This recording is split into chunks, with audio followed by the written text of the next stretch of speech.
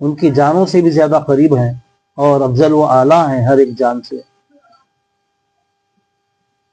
اور اس کے وہ والی ہیں۔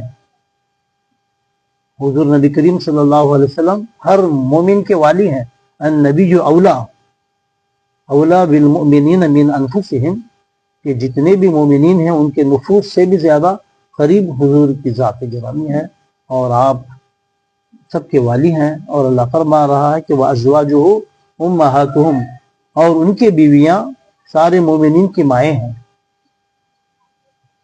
تو اللہ تبارک و تعالیٰ نے حضور نبی کریم صلی اللہ علیہ وسلم کی نسبت سے جتنے بھی 11 ازواج مطہرات ہیں وہ سب کے سب سارے مومنین، سارے مسلمان مرد و عورت کی مائیں کہلاتی ہیں۔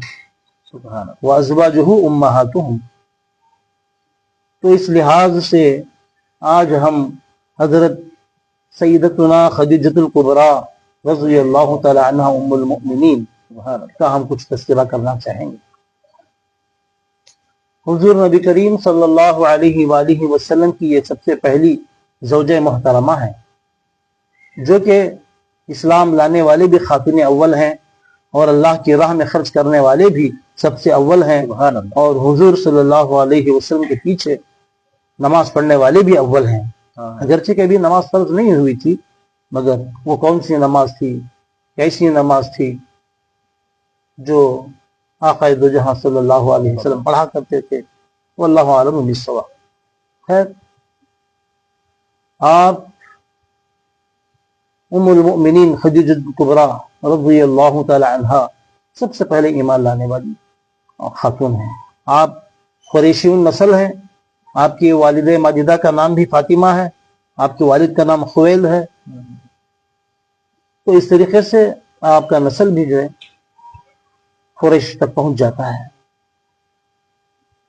آپ نے حضور صلی اللہ علیہ وسلم کے بہت سارے کمالات، فضائل اور کچھ خصوصیات سنے تھے اور دیکھے بھی تھے، اور اسی طریقے سے آپ کو غائبانہ طور پر بھی آپ کو یہ بتلایا گیا تھا۔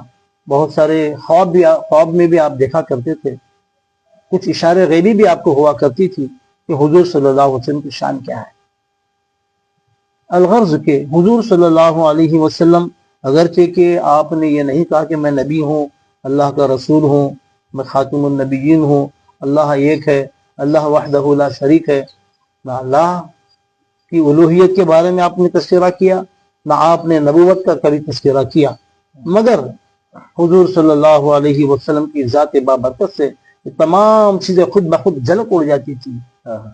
خدا کی قدرت، خدا کے جلوے، خدا کی نشانیاں، خدا کی قدرت کی شاہکاریاں، اور آپ صلی اللہ علیہ وسلم نبی کا اظہار کرنے سے پہلے کبھی نہیں کہا کہ میں نبی ہوں، میں رسول ہوں، اور تم ایمان لاؤ اللہ ایک ہے، کچھ بھی تذکرہ نہیں کیا، مگر آپ نے اپنی ذات کو منوایا، سبحان اللہ، اپنے اخلاق کے ذریعے، اپنے خصوصیات کے ذریعے سے لوگوں کے دلوں کو ایسا موہ لیے کہ سارے کفار و مشرکین، سارے مکے والے کہتے تھے کہ یہ صادق ہیں، یہ صادق الوعد ہیں، یہ وعدے کے سچا کرنے والے ہیں، یہ امانت دار ہیں، یہ امین ہیں، یہ صادق ہیں، یہ دوسروں کا بوجھ ہلکا کرنے والے ہیں، یتیموں کی بندہ پروری کرنے والے ہیں، بیواؤں کی غم گساری کرنے والے ہیں، مظلوموں کا ساتھ دینے والے ہیں۔ تو یہ باتیں مشہور ہو گئی۔ آپ صلی اللہ علیہ وسلم کی شخصیت کو اللہ تعالیٰ نے لوگوں کے دلوں میں سب سے پہلے ظاہر فرما دیا۔ آپ کی سیرت طیبہ، آپ کے اخلاق، آپ کی چال و چلن، آپ کے کردار، آپ کی سچ زبانی، صورت اور سیرت ہی ایسی تھی کہ مکہ المکرمہ کا ہر ایک آدمی آپ پر فدا تھا۔ سبحان اللہ۔ الغرض کہ آپ صلی اللہ علیہ وسلم تقریباً سب سے پہلا سفر 7 سال کی عمر میں ملک شام وغیرہ کا سفر ہوا کرتا تھا۔ حضرت ابو طالب جو آپ کے چچا جان تھے، تو وہ بڑی پیار سے آپ نے ان کو پالا پوسا پرورش کیا۔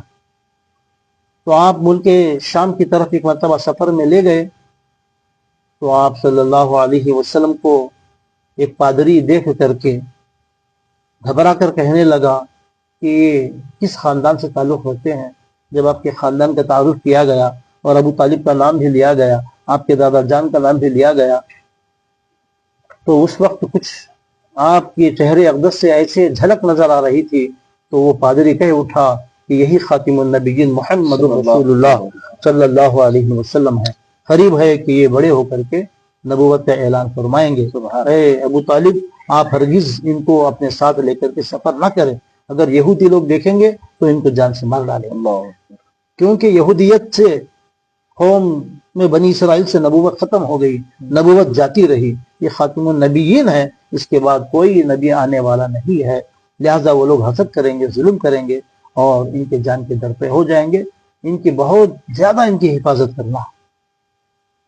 الغرض کے تو اس وقت آپ صلی اللہ علیہ وسلم بچپن سے آپ ان کے ساتھ سفر میں تھے. پھر بعد میں ایک مرتبہ جوانی کے عالم میں آپ پہنچے تو بھی جو ہے نا الحمدللہ حضور صلی اللہ علیہ وسلم نے سامان تجارت لے کر کے آپ بہت سارے ممالک کو بھی جایا کرتے تھے. بالخصوص ملک شام کا سفر تھا. تو اس میں آپ صلی اللہ علیہ وسلم کی بہت ساری برکتیں دیکھ کر کے, چونکہ اس زمانے میں ام المؤمنین حضرت سیدنا خدیجہ الکبریٰ رضی اللہ تعالیٰ عنہ بڑے مالدار عورت تھی, بہت بڑے مالدار اور بڑی معزز خاتون تھی, عزت و عظمت جاہ رکھنے والی خاتون تھی. اور اتنا مال تجارت ان کا تھا کہ کئی لوگ جو ہے ان کی خدمت میں رہا کرتے تھے. تو ایک مرتبہ آپ صلی اللہ علیہ وسلم کو بھی انہوں نے مال تجارت عطا کیا اور فرمایا کہ میں تمہیں اس کا دگنا اجر دوں گی. تو آپ صلی اللہ علیہ وسلم نے ان کا مال لے کر کے آپ تجارت کے غرض سے تشریف لے گئے اور ساتھ میں اپنے غلام کو بھی روانہ کر دیا اور کہنے لگی کہ حضور صلی اللہ علیہ وسلم کی ذات اقدس پر کڑی نظر رکھنا کہ کیا کیا ان کے ساتھ معجزے پیش آتے ہیں اور کیا کیا معاملات طے ہوتے ہیں, وہ جو ہے نا اس پہ کڑی نظر رکھ کر کے مجھے سناتے رہنا, خبر دینا. الغرض کہ آپ صلی اللہ علیہ وسلم جب دھوپ میں تشریف لے جاتے تو بادل آپ پر سایہ فگن ہو جاتا. آپ پر کبھی دھوپ نہیں پڑتی, اگر دھوپ پڑتی بھی تو آپ کا سایہ نہیں پڑتا تھا, نہ سورج کی تپش و حرارت میں, نہ چاند کی چاندنی میں, نہ کسی بھی موقع پر آپ کا سایہ زمین پر نہیں پڑتا تھا. تو کچھ بہت سارے خصوصیات ایسی تھی جس کو دیکھ کر کے آپ بڑی متاثر تھیں. بالآخر ایک وقت ایسا آ گیا کہ آپ کی 25 سال کی عمر شریف تھی. تو ام المؤمنین خدیجہ الکبریٰ رضی اللہ تعالی عنہا نے آپ کو اپنے لیے نکاح کا پیغام پیش کیا, جبکہ آپ کی 40 سال کی عمر شریف تھی. کیونکہ قریش خاندان سے تعلق تھی, بڑی معزز, بڑی عزت و حشمت جہاں رکھنے والی خاتون تھی. تو اس لحاظ سے آقا دو جہاں صلی اللہ علیہ وسلم کے گھر والوں نے یعنی خاندان بنی ہاشم نے آپ کو بخوشی خوشی اس نسبت کو, اس پیغام کو قبول کر لیا. اور ابو طالب نے آپ کا نکاح پڑھا, خطبہ نکاح آپ نے پڑھا. بہترین خطبہ ہے جس میں خدا کی تعریف ہے, خدا کی حمد و ثنا ہے اور اپنے باپ دادا انبیاء کرام کا تذکرہ ہے.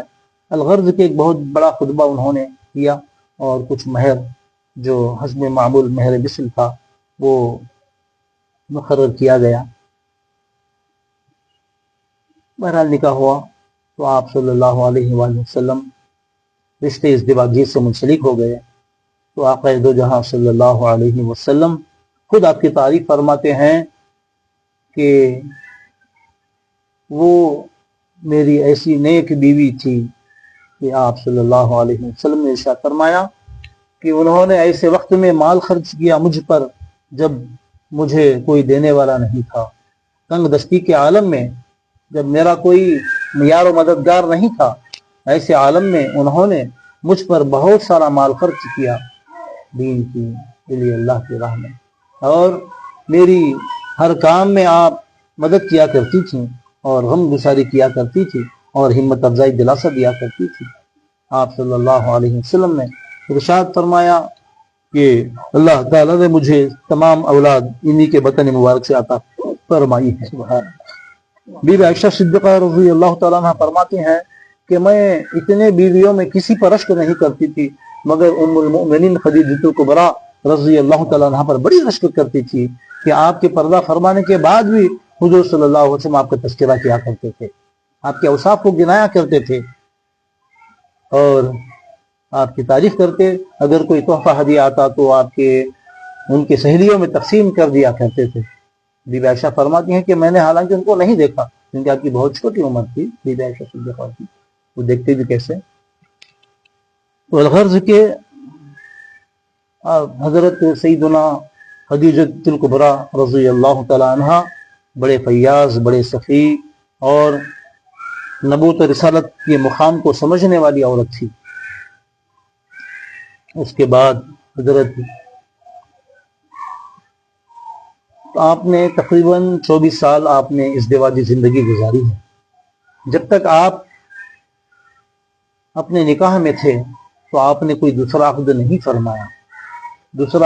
فرمایا، یہاں تک کہ آپ صلی اللہ علیہ وسلم کی عمر شریف 50 سال کے قریب آپ کی عمر شریف ہو گئی، تو آپ نے کوئی دوسرا نکاح نہیں فرمایا.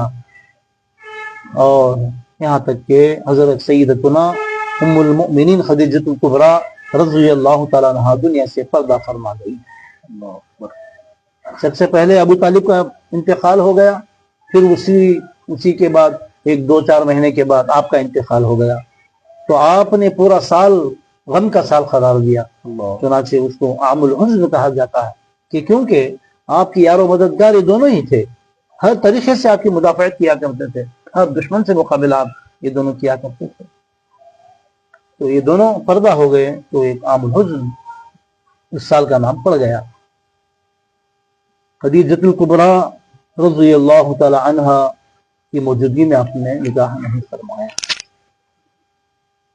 بعض لوگ اعتراض کرتے ہیں کہ حضور صلی اللہ علیہ وسلم نے 11 نکاح کیے جبکہ کسی بھی امتی کے لیے 4 سے زائد نکاح کرنے کی اجازت نہیں ہے. یہ کیوں، ایسا کیوں ہے مسئلہ؟ دیکھیے، اس میں کوئی نہ کوئی اعتراض کر سکتا ہے، نہ کوئی بے ادبی کی باتیں کر سکتا ہے. اگر کوئی بے ادبی کی باتیں کیا تو اس کا ایمان چلا جائے گا، وہ خارج اسلام ہو جائے گا. اگر یہاں پر کوئی نفسانی خواہشات نعوذ باللہ من ذالک کی بات ہوتی، جیسا کہ ہماری زندگی کی حالت ہے، جیسے ہم نفس کے بڑے پجاری بن کے بیٹھے ہیں، جیسا کہ ہم ہوس کا شکار ہو کر کے بیٹھے ہیں، ایسی بات نہیں ہے. بلکہ اگر آدمی ہوس کا شکار ہونا ہوتا، خواہشات پہ اگر عمل کرنا ہوتا تو اپنے عین جوانی کے وقت میں کیا کرتا. عین جوانی کے وقت میں کیا کرتا. آپ صلی اللہ علیہ وسلم کی 50 سال کی عمر شریف ہو گئی ہے، 50 سال کے بعد آپ نکاح فرما رہے ہیں، اور وہ بھی اللہ کے حکم سے نکاح فرما رہے ہیں. اور ایسا بھی ہے کہ کسی خاندان کو جوڑنے کے لیے، کسی قبیلے کو جوڑنے کے لیے، آپس میں اتحاد اتفاق پیدا کرنے کے لیے، دوسروں کو فضائل بخشنے کے لیے آپ نے مختلف خاندانوں سے ایک نکاح کیے، حکمتاً مصلحتاً، نہ کہ اپنے خاطر. تو یہ عمر کا تقاضا ہی بتلا رہا کہ 50 سال کے بعد آپ نے نکاح کیے ہیں سب، اور آپ کے پردہ فرمانے کے بعد. تو محترم سامعین کرام، یوں تو بھی حدیث شریف میں آتا ہے کہ آقا دو جہاں صلی اللہ علیہ وسلم نے فرمایا کہ مجھ کو جنتی 40 مردوں کی طاقت و قوت دی گئی ہے. آپ نے فرمایا یوں تو نبی کو سارے خصوصیات آپ کو حاصل ہوتے ہی ہیں. ساری عقلیں جمع کر دی جائیں تو آپ کی عقل کے برابر نہیں ہو سکتی، سارے علوم جمع کر دیے جائیں تو آپ کے علم کے برابری نہیں کر سکتی. سارے جوانیاں، طاقتیں، قوتیں اگر جمع کر دیے جائے تو آپ کے مقابلے میں کوئی نہیں آ سکتی. حسن یوسف دم عیسیٰ ید بیضا داری، آنچ خوبا ہما دارند تو تنہا داری. یعنی کہ سارے فضائل ایک طرف اور حضور صلی اللہ علیہ وسلم کی فضیلت ایک طرف ہے. جب 40 جنتی مردوں کی طاقت عطا ہوئی ہے تو تقریباً یہ ہزاروں آدمی کی طاقت و قوت کا اندازہ لگایا جاتا ہے، کیونکہ ایک جنتی آدمی کو کم سے کم 200 آدمی کی قوت اس کو عطا کی جاتی ہے. دنیاوی لحاظ سے 200 مرد کی قوت و طاقت اس کو عطا کی جاتی ہے ایک جنتی آدمی کو.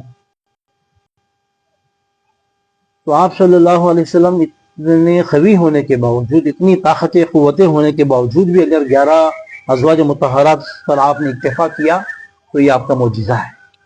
اور اتنے شادیاں کرنے کے بعد بھی نہ آپ کی کبھی تہجد کی نماز چھوٹی، نہ کبھی 5 وقتہ نماز چھوٹی، نہ کبھی ذکر و اذکار چھوٹے، نہ کبھی تعلیم و تربیت چھوٹی، نہ کوئی جو ہے نا کیا ہے بندگی زندگی میں کسی قسم کی کوئی کسر لاحق ہوئی، جیسا کہ ہم سمجھتے ہیں کہ میرے کو یہ لانا تھا، سودا لانا تھا، اس وجہ سے مجھے نماز نہیں پڑھ سکا۔ فجر میں الگ بہانہ، ظہر میں الگ بہانہ، عصر کی نماز میں الگ بہانہ، مغرب عشاء کی نماز میں الگ بہانہ، بچہ پیدا ہوتے ہوئے الگ بہانہ، بچہ دودھ پی رہا ہے تو الگ بہانہ، روزہ رکھنے میں بھی بہانہ، نماز پڑھنے میں بھی بہانہ۔ تو ایسے بہانے ہم تلاش کرتے ہیں، جبکہ حضور صلی اللہ علیہ وسلم نے 11 ازواج مطہرات سے نکاح فرما کر کے آپ نے تمام حقوق ادا کیے، اور آپ نے فرمایا کہ خیرکم خیرکم لأہلکم وانا خیرکم لأہلی، تم میں سب سے بہترین وہ ہے جو تمہاری عورتوں کے ساتھ اچھا ہو، تو میں میری بیویوں کے ساتھ، میری عورتوں کے ساتھ میں اچھا ہوں۔ تو سارے حقوق آپ نے ادا کیے، سارے حقوق آپ نے ادا کیے۔ یہی وجہ ہے کہ اللہ تعالیٰ نے تمام ازواج مطہرات کو ام المؤمنین، امہات المؤمنین کا درجہ عطا فرمایا۔ تو حضرت سیدنا خدیجۃ الکبریٰ رضی اللہ تعالیٰ عنہ، آخری بات میں عرض کرتے ہوئے اپنی بات کو بھی ختم کرنا چاہتا ہوں۔ تو اللہ تبارک و تعالیٰ نے اہل بیت کے فضائل کو اللہ نے خود قرآن میں بیان فرما دیے۔ ایک تو وَأَزْوَاجُهُ أُمَّهَاتُهُمْ فرمایا۔ اب اسی طریقے سے اللہ تعالیٰ نے ایک اور آیت میں بھی فرمایا اسی سورہ احزاب میں کہ انما یرید اللہ لیذھب عنکم رجس اہل البیت ویطہرکم تطہیرا، اے اہل بیت، یہ نبی کے گھر والوں۔ تو اس سے سب سے پہلے مخاطب ازواج مطہرات ہی ہوا کرتے ہیں، کیونکہ پہلے ماں باپ کا درجہ ہوتا ہے، بعد میں اولاد کا درجہ آتا ہے۔ حضرت سیدنا فاطمہ الزہرا رضی اللہ تعالیٰ عنہ آپ کی رفت جگر ہیں، بیٹی ہیں، اور حسن و حسین آپ کے نواسے ہیں، یہ اہل بیت میں یقیناً شامل ہیں، مگر سب سے پہلے ماں باپ کا درجہ ہی آتا ہے۔ تو تمام امہات المؤمنین اہل بیت اطہار میں شامل ہے، اور اللہ تعالیٰ نے آپ کے درجات کو بھی بلند فرما دیا۔ تو یہ اہل بیت کی بڑی بڑی فضیلتیں ہیں۔ تو آپ صلی اللہ علیہ وسلم کو اللہ تعالیٰ نے ام المؤمنین خدیجۃ الکبریٰ رضی اللہ تعالیٰ عنہ کے بطن مبارک سے حضرت سیدنا زینب، حضرت سیدنا بیوی رقیہ، حضرت سیدتنا ام کلثوم، حضرت سیدتنا فاطمہ الزہرا رضی اللہ تعالیٰ عنہ، آپ کو یہ نیک دختر نیک اختر آپ کو عطا فرمائیں، اور نرینہ اولاد بھی ایک روایت میں 4 ہے، ایک روایت میں 6 ہیں، جیسے طیب، طاہر، عاصم، عبداللہ، ابراہیم، ایسے نام بتائے جاتے ہیں، اور جن کو الگ الگ نام شمار کیا جائے تو 5 اولاد ہو گئی لڑکے، نرینہ اولاد، جو کہ بچپن ہی میں پیدا ہو گئی، کیونکہ اللہ نے آپ کو خاتم النبیین بنا دیا تھا۔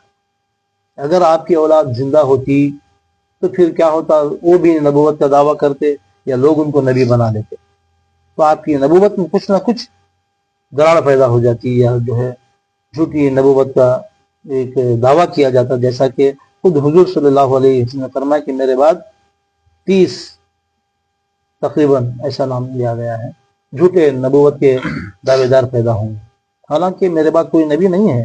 اگر کوئی میرے بعد نبی ہوتا تو عمر فاروق ہوتا، عمر ہوتا، جس سے شیطان بھی لرز جاتا ہے۔ اس وجہ سے اللہ تعالیٰ نے نرینہ اولاد کو بچپن ہی میں اللہ تعالیٰ نے اپنے پاس انہیں بلا لیا، اور آپ جو آل نبی اولاد علی کا سلسلہ چل رہا ہے وہ بی بی فاطمہ الزہرا رضی اللہ تعالیٰ عنہ کے بطن مبارک سے جو پیدا ہوئے امام حسن امام حسین رضی اللہ تعالیٰ عنہ، ان سے یہ سلسلہ خاندان نبوت چلتے ہوئے آ رہا ہے۔ یہ بڑے فضائل کی بات ہے، اور میں اس سے زیادہ کچھ عرض کرنا نہیں چاہتا کیونکہ وقت کا بھی تقاضا ہے۔ اللہ تعالیٰ سے دعا ہے کہ اللہ تبارک و تعالیٰ ہم سب کو امہات المؤمنین کی قدر کرنے کی توفیق عطا فرمائے، آمین۔ آپ کی سیرت طیبہ پر عمل کرنے کی توفیق عطا فرمائے، آمین۔ مولا ان کے وسیلے سے مولا تمام خواتین اسلام کو مولا راہ راست پر عمل کرنے کی توفیق عطا فرمائے، اپنے شوہر کا فرما بردار بنا دے مولا، آمین۔ یا اللہ ہماری اولاد کو فرما بردار بنا دے مولا، آمین۔ اطاعت و بندگی کی توفیق عطا فرما مولا، آمین۔ کثرت سے تلاوت قرآن کی کرنے کی توفیق عطا فرما، کثرت سے ذکر الہی کی توفیق عطا فرما، کثرت سے درود شریف پڑھنے کی توفیق عطا فرما، اے الہ العالمین مالک مولا ام المؤمنین خجل عزت الکبریٰ رضی اللہ تعالیٰ عنہ کے وسیلے سے مولا ہمارے رزق میں کاروبار میں ترقی عطا فرما، ہماری تجارت میں ہماری کھیتی باڑی میں ترقی عطا فرما۔ مولا جتنے بھی لوگ یہاں پر ہے اور جو سن رہے ہیں مالک مولا ان سب کے تمام جائز تمنا کو پورا فرما، سارے اغراض و مقاصد کو پورا فرما، ہر ایک کے دکان و مکان میں خیر و برکت عطا فرما، دن دگنی رات چوگنی ترقی عطا فرما۔ یا الہ العالمین مومنین خدیجۃ الکبریٰ رضی اللہ تعالیٰ عنہا کا صدقہ عطا فرما۔ ان اللہ وملائکتہ یصلون علی النبی یا ایھا الذین آمنوا صلوا علیہ وسلموا تسلیما۔ لبیک اللہم صل علی سیدنا محمد طب القلوب ودوائها وعافیة الابدان وشفائها ونور الابصار وضیائها وعلى آله وصحبه وبارك وسلم۔ سبحان ربك رب العزة عما يصفون وسلام على المرسلين والحمد لله رب العالمين۔ لا الہ الا اللہ۔ آج کا پروگرام فیس بک میں لائیو چل رہا ہے کہ مولانا صاحب حضرت العلامہ مولانا محمد معین الدین قادری نقشبندی قبلہ صاحب کا میں تہ دل سے شکر گزار ہوں کہ انہوں نے اس پروگرام کو لبیک کہتے ہوئے آج کا دن 10 رمضان شریف خصوصی حضرت بی بی قدر کبریٰ رضی اللہ عنہ کا یوم وصال کا دن ہے، تو اس لیے ہم لوگ جمع ہو کے تھوڑے سے مختصر سے ہم لوگ ان کی تذکرہ کرے ہیں، کیونکہ تھوڑے وقت میں تذکرہ ہم نہیں کر سکتے کہ ان کے کتنے بھی وقت لگا کرے تو بھی کم ہے، تو اس لیے میں شکر گزار ہوں مولانا صاحب کا اور ہمارے ذاکر بھائی کا، ہمارے خالد بھائی کا بھی، تو انہوں نے اس دعوت کو دیکھتے ہوئے اس دینی کام میں جو ہے شرکت لیے ہے، اللہ ان کو بھی جو خوب ترقی عطا فرمائے۔ کیونکہ آج ہم لوگ یہاں پر جمع ہوئے ہیں کیونکہ مولانا صاحب یہاں پہ موجود ہے، آپ کے ذریعے بھی کچھ نہ آپ سوال کرتے تو سوال کر سکتے ہیں، کیونکہ رمضان کا مہینہ ہے۔ جیسے مولانا صاحب قبلہ پہ ایک سوال ہے میرا کہ حضرت قبلہ ایک سوال ہے کہ آپ صلی اللہ تعالیٰ علیہ وسلم کے اپنی عمر شریف میں ہر سال رمضان تو آتا رہا، تو آپ صلی اللہ علیہ وسلم بھی ہر سال اعتکاف فرمایا کرتے تھے؟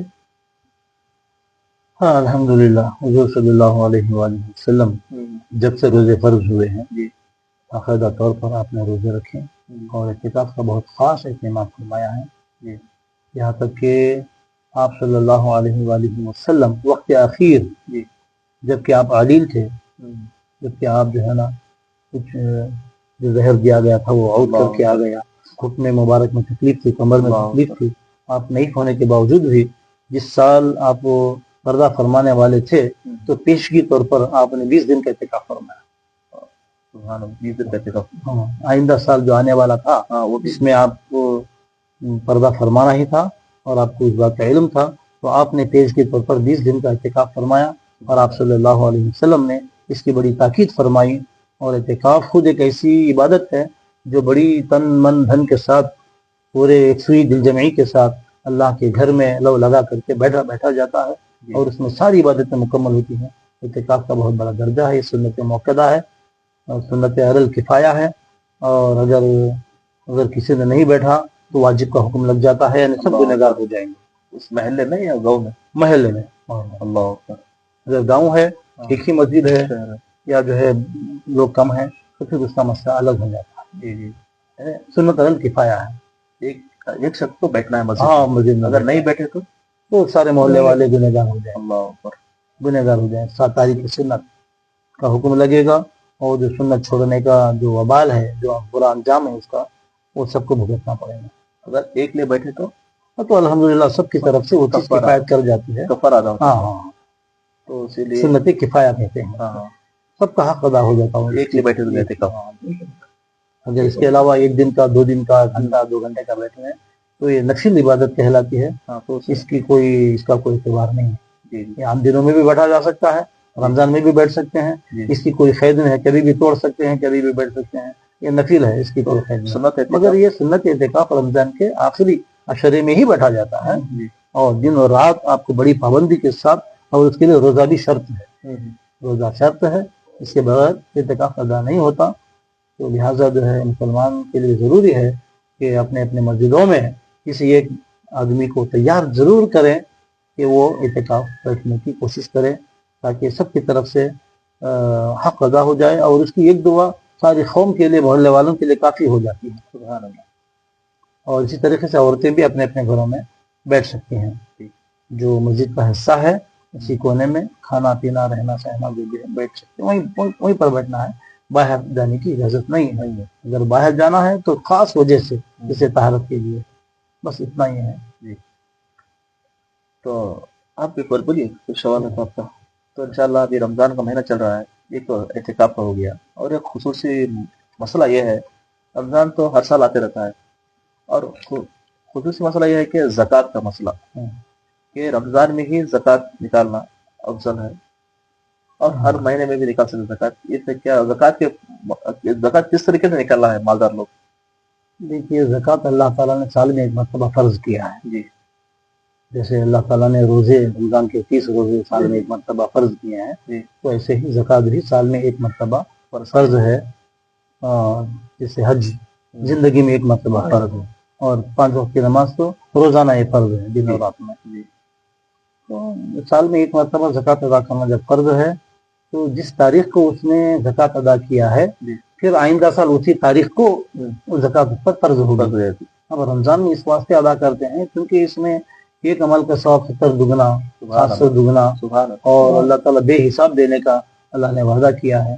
تو رمضان کے مہینے میں اسی وجہ سے خاص طور پہ لوگ زکوٰۃ وغیرہ ادا کرتے ہیں، اور فطرہ اس سے ہٹ کے ہیں، فطرہ ہٹ کے ہے، فطرہ ہٹ کے زکوٰۃ سے ہٹ کے۔ اس مہینے میں فطرہ بھی ادا کیا جاتا ہے اور زکوٰۃ بھی ادا کی جاتی ہے۔ تو مگر فطرہ آخری دن نکالنا ہے، زکوٰۃ پیسے میں جو ہے کتنا نکالنا ہے؟ زکوٰۃ دیکھیے پرسنٹیج جو ہے نا کیا ہے، 40واں حصہ۔ 40واں حصہ مطلب یہ ہے کہ 100 روپے میں 2.5 روپے آپ نکالیں گے، تو کتنے بچے؟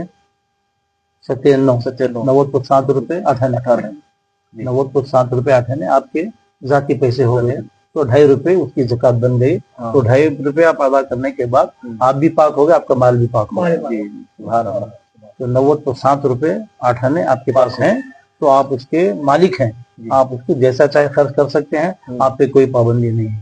آپ کے اوپر ایک فرض ہے کہ وہ سال میں ایک بار آپ نے 2.5 روپے نکالے، بہت آسان ہے۔ وہ زکوٰۃ کا سمجھو یہ بھائی بہت تکلیف ہے، خاص بھائی دوسرے بھائی پیسے والے خاص بھی تکلیف ہے، اس کو زکوٰۃ دے سکتے کیا؟ بھائی کو دے سکتے ہیں الحمدللہ، بہن کو دے سکتے ہیں، بھابھی کو دے سکتے ہیں، چاچا کو دے سکتے ہیں، باپ کو نہیں دے سکتے، ماں کو نہیں دے سکتے، شوہر بیوی کو نہیں دے سکتا، بیوی شوہر کو نہیں دے سکتی، بیٹا بیٹے کو بھی نہیں دے سکتا، بیٹی کو بھی نہیں دے سکتے، باپ بیٹے کو دے سکتے، باپ بیٹے کو نہیں دے سکتے، بیٹا باپ کو دے سکتے، بیٹا باپ کو نہیں دے سکتا، بھائی کو دے سکتے ہیں۔ تکلیف ہے، ہاں بہت افضل ہے۔ نہیں افضل یہی ہے رشتے داروں کو دینا۔ کیونکہ ذاکر بھائی یہ لائیو چل رہا ہے پروگرام، آپ جو ہے ایسی گفتگو کرتے رہیے، مگر پروگرام جو لوگ دیکھ رہے ہیں، ہزاروں لوگ دیکھ رہے ہیں، الحمدللہ دیکھ رہے ہیں، تو انشاءاللہ بھائی کو دے سکتے، بھائی کو دینا افضل ہے۔ ہاں کرو، مطلب لائیو کر رہا ہے، بھائی کو دینا ہی افضل ہے، تاکہ اس کا ایک ادب رکھا ہے، دینا افضل ہے، افضل ہے، افضل ہے۔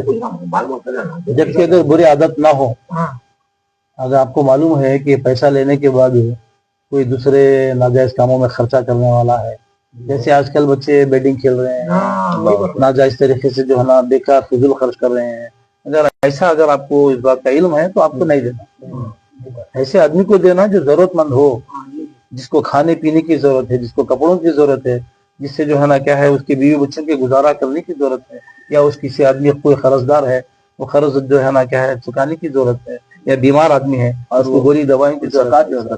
زکوٰۃ جو ہے کب سے نکالنا ہونا، کتنے پیسے سے زکوٰۃ نکالنا، کتنا مال ہے تو کتنا نکالنا؟ اب 100 روپے زکوٰۃ نکال سکتے کیا؟ اب 100 روپے کی زکوٰۃ؟ ہاں تو اس میں جو ہے نا حاجت اصلیہ سے آدمی فارغ ہو جانا سب سے پہلی بات۔ حاجت اصلیہ سے فارغ ہونے کا مطلب یہ ہوتا ہے کہ آپ کھا پینے کے بعد، آپ کے سارے گھر کے اخراجات مکمل ہونے کے بعد، آپ کو کسی بات کی کمی پیشی نہیں، تو سب گھر کے اخراجات مکمل ہونے کے بعد جو زائد پیسہ آپ کے پاس بچتا ہے، جیسے جو ہے نا کیا ہے مثال کے طور پہ آپ ماہانہ جو ہے نا 1 لاکھ روپے کما رہے ہیں، 1 لاکھ روپے کمانے کے بعد آپ کے گھر کا خرچ 10,000 بھی ہو سکتا، 15,000 بھی ہو سکتا، 20,000 بھی ہو سکتا، چلیے 50,000 بھی ہو سکتا آپ کے گھر کا خرچ، مگر مہینہ 50,000 روپے بچ رہے ہیں، جو کہ آپ کو کسی کے بھی کام کے پیسے وہ نہیں ہیں۔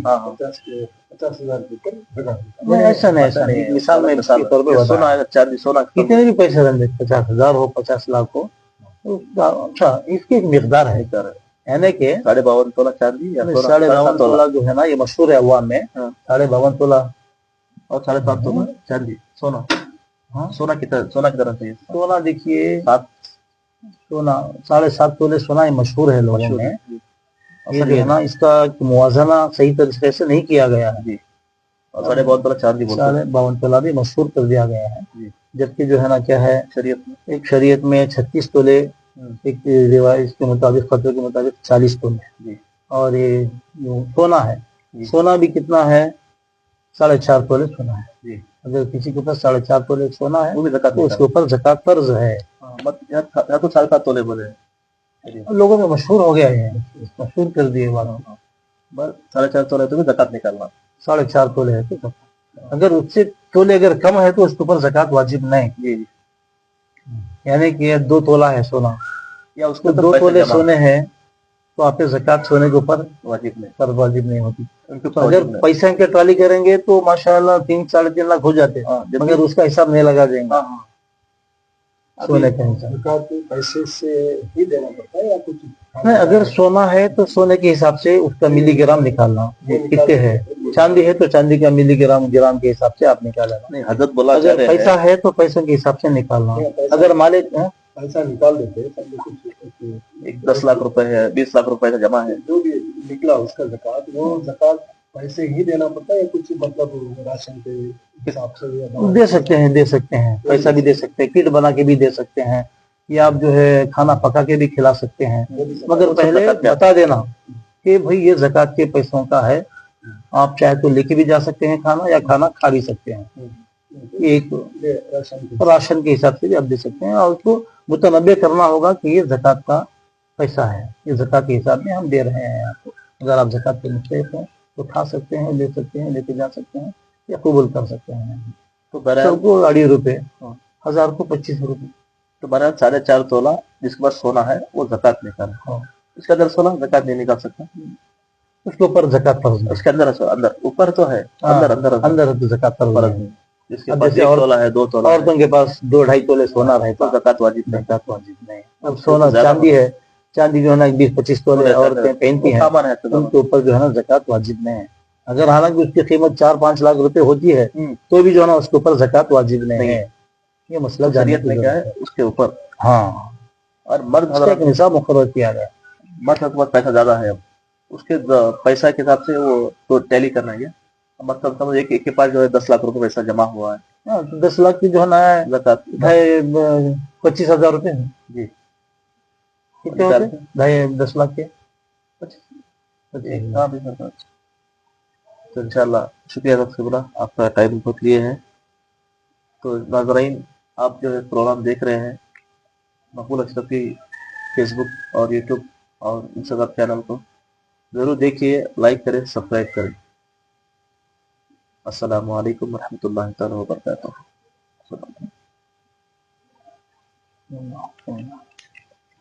अल्लाहुम्मा सल्लि अला सय्यिदिना शफ़ीअ नबी मौलाना मुहम्मद बारिक वसल्लम सल्लल्लाहु अलैहि या रसूल अल्लाह सल्लल्लाहु तआला अलैहि